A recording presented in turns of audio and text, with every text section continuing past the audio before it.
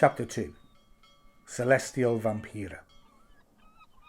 On the dockside that night at the port of Liverpool, she had only half made me a vampire. This I did not know at the time, as my mind had been in an erratic state of self-destruction. My habits were of drinking hard and working harder. I was trying to escape any moments of quiet since the passing of my Mary and the babes. My soul was in turmoil.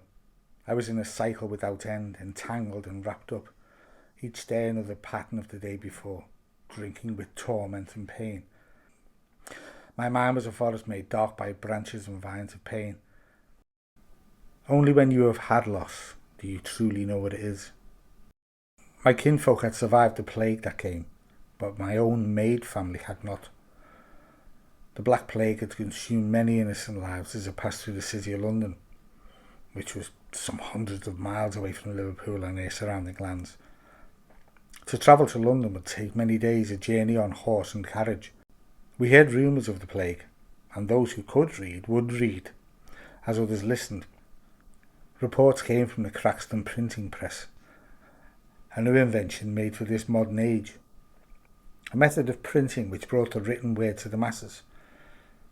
But only when the young were sleeping did the older people listen to the papers read out by the firelight.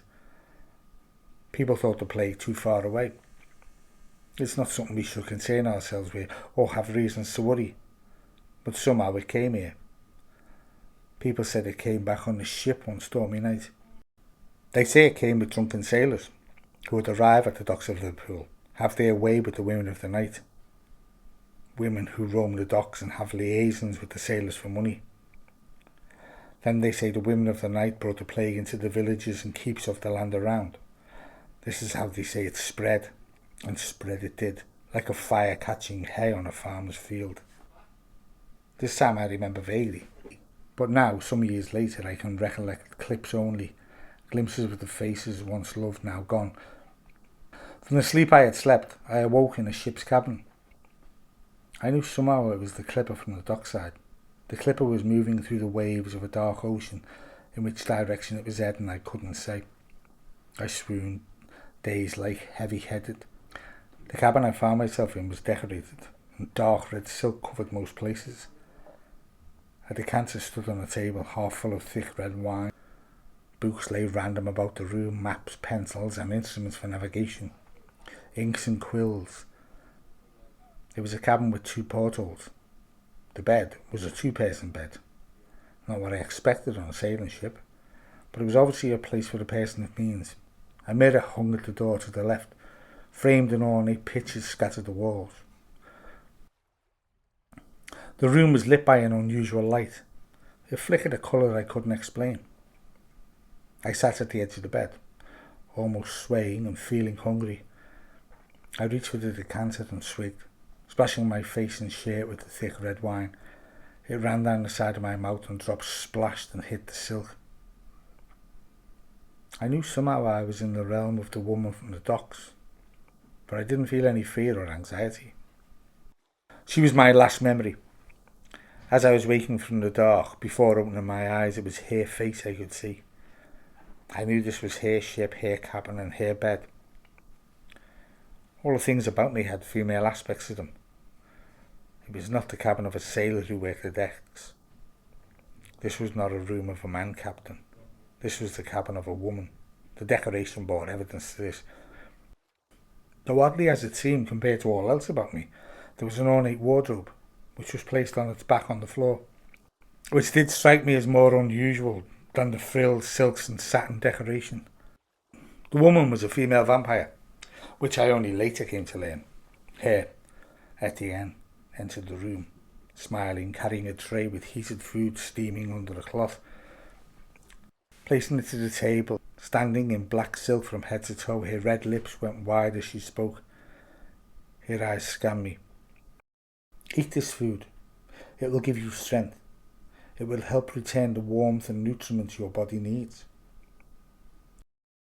She leaned in to rest the tray on the table. I thought I had seen a long, sharpened tooth at her widened smile. But I paid it no attention at the time, as I was so hungry. I needed food, so I ate quickly all the food before me.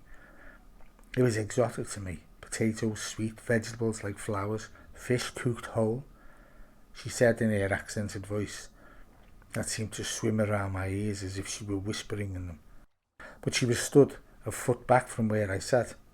It caused me to look and jerk left and right in mild shock. I sat back to listen. Where was her voice coming from? She spoke.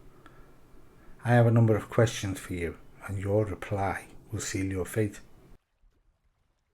Your decisions will determine the mortal hold you have on the life you have lived thus far. I was weak with no fight in my body and even less in my mind.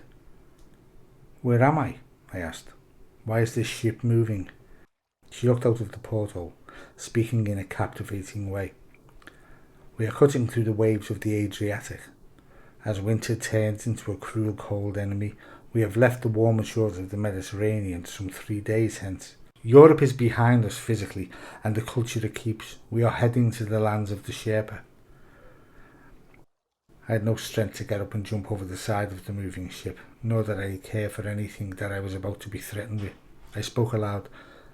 You may do with me as you wish. If your will is to kill me and end this mortal torment called life, then do so. She stepped to me, stroking my face. She spoke in earnest. I have a chance for you to be done with mortal felt pain, that which you carry and where your heart harbours. Her long fingers spread around my neck. Her face came to mine. She kissed me. Sleep, my man. Sleep. I was gone into a universe black again, like I had before. Sleeping. In this state of exalted and breathless, she danced with me as if I were a corpse. I was being flung around a wooden deck. In my blurred peripheral, I could see sailors dressed blue, man and woman alike. Instruments flashed and shined in the moonlit scene as they sang songs in French and English. All was a gypsy scene of colour and sparkle. She spoke. I will tell you a tale that you may find hard to believe. It may cause you confusion and challenge your mortal beliefs. However, I will speak to you anyway. Let your heart be the decider of where you go then. Although I was detached from myself, she held me close. I began to feel her waist, her body in my hands. I spoke to her as she pulled me in a strange dance around the ship's deck. Them green eyes of hers looked into my very soul. Is this a dream? I asked. Am I under some kind of spell? Have I gone beyond where the drinks takes me? Is this death? I awaited her reply. I was expecting her to say yes. Instead she muttered, you are neither. Yet you could be both. Your soul is dead, as it has been for some time, but you are still a vessel of rushing blood, which is surging through your veins, and there is that natural instinct of will in your heart to live, so it still beats. The music fell away, still present, but played with a gentle feeling and a calming, hypnotic pull. She said to me in a quiet voice, I will tell you my story, how I came to you. I came to you by some cruel twist of fate, as if directed by a higher source. She put her face to mine, speaking no English words, only French, which I seemed to understand. My name is Etienne Duval. I am from the house of Constantine the 11th. I am the third daughter of King René and Queen Annette Utherde Constantine. I am one of 7 children, with siblings that numbered 3 boys and 4 girls from a family with many relatives. I was to be made queen of a small enclave of the royal lands. This was my duty when I was to marry. But this was interrupted by a number of things in my life. I never found the right prince or felt the right feelings, which was even a confusion to myself as well as to my patient family. For all the years before finding you, it's as if you've been calling me across the ages of time. There has been a noise in the ether of life and death, a sharp pang that has rung out to me for a long time, spanning years and decades. As I came closer to the shores of your small docks, the noise changed and became a hum of comfort and elate. As she spoke these words, moving from the past to the present, my ears only heard, making no sense of this story that will determine my fate. I was in a strange situation. I spoke to her in a low tone. I have no ideas of what these tales of the past mean or what connection they have on my being, nor can I aid you in the reasons why you were drawn to me. I am but a peasant farmer who is grieving for the grief of loss. She stroked my neck, sending a chill of trickling cold water down my spine. She spoke again. I came from a family of some great power and wealth. Our influence was felt across all the soil of the Byzantine kingdoms. I have lived in castles and courts, I have ruled people and lands, but on one day in the year of our Lord when I was 29, I was struck by one of the most wicked of God's creatures, a fate worse than death, or so it seemed. She wiped the side of my mouth with her thumb, then took it to her own mouth. Do you know what it's like to drink blood? Do you know what it is to drink human blood? I put my hand to my mouth. I pulled back away from her hold. She pulled me closer, pressing her face to my cheek, them red lips touching my face beneath my eye. I could see her teeth. Her hind tooth was some length longer than the others. Let me continue, she said, breathing into me and pressing.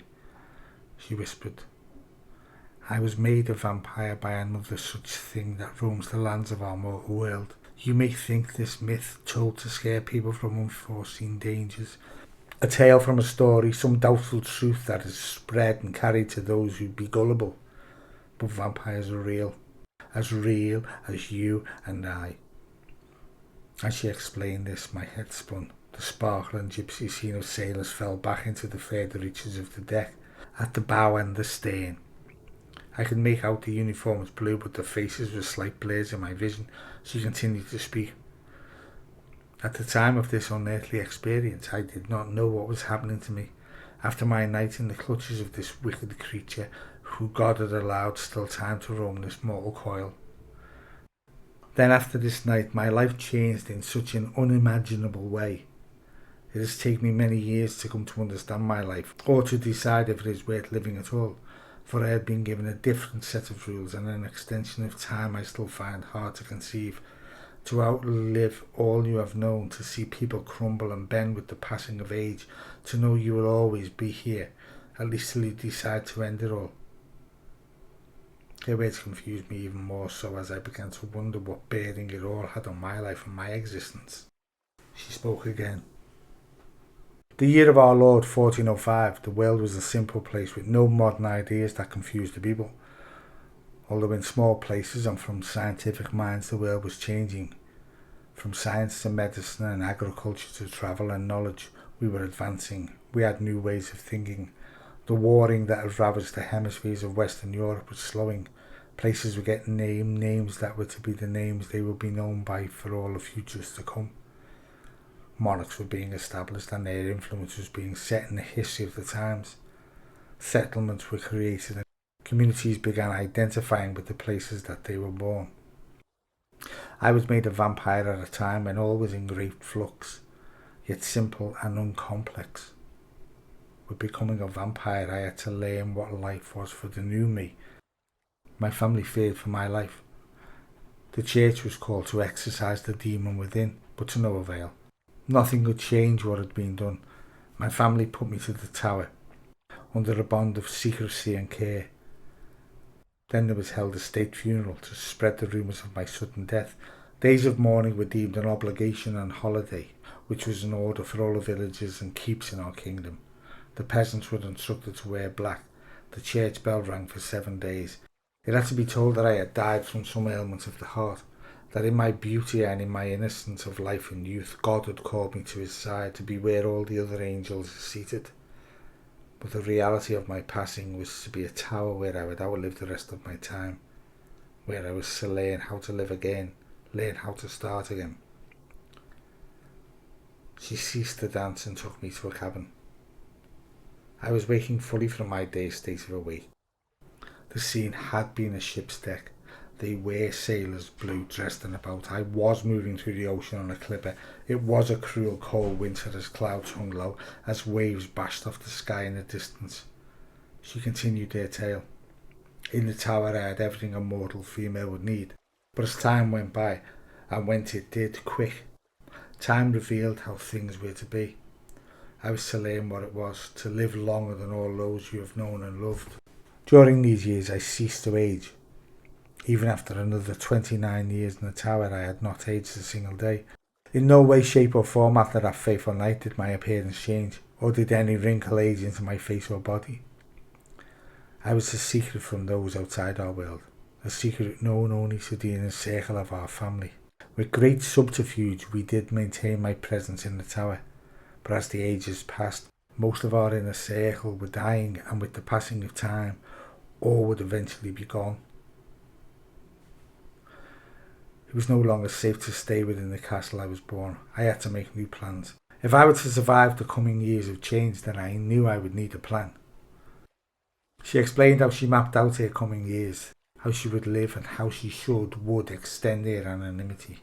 She spent a number of years feeding off humans.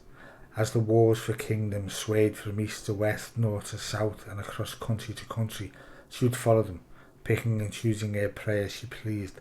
She believed she killed hundreds in the first few years being a vampire. Soldiers she took from the edges of battlefields who none would suspect such deeds had been done. She left none alive ever. Their thirst was strong and their appetite even stronger. But when the wars moved beyond their line of reach, she took to being in a state of calm. Her feelings for life and for what life can mean became questions she had not wanted answered. She knew of God and was raised a Christian child. Because of this, somewhere inside her, she began to question the very nature of this new state of being. She did not have to kill people to survive, she come to realise. She preferred the taste of human blood, but was in deep perplex in her morality. When she had outlived all her kinfolk, she left her homelands and moved to places new. She would not draw attention to her presence. She would farm livestock and feed off them. She would buy land and hire farmers in places far off any map, places that had not yet been explored. The cartographers of the day had not yet ventured these lands. The farmers she hired became loyal workers. She paid them well for their services, so all ran as clockwork, and none asked any questions ever. In these places she spent 25 years only, planning her journey and where she would go next. She survived freely as a vampire, as there were no threats to such myths. She spoke, frowning. I am damned, says the Bible, but I still have breath on God's mortal plane. I am not wicked or evil, this I have come to learn, for the myths of vampires are made by those who fear what they cannot understand. She stood as I sat in the chair away from wicker. It supported my back and my arms fell to its side. She spoke softly to me, holding my hand. I have started the process of making you mine. I have given you half of the gallon that can give you life extended, but only if you want time in the living of more of the days that will stretch out as far as the eye can see, but only when you are sure.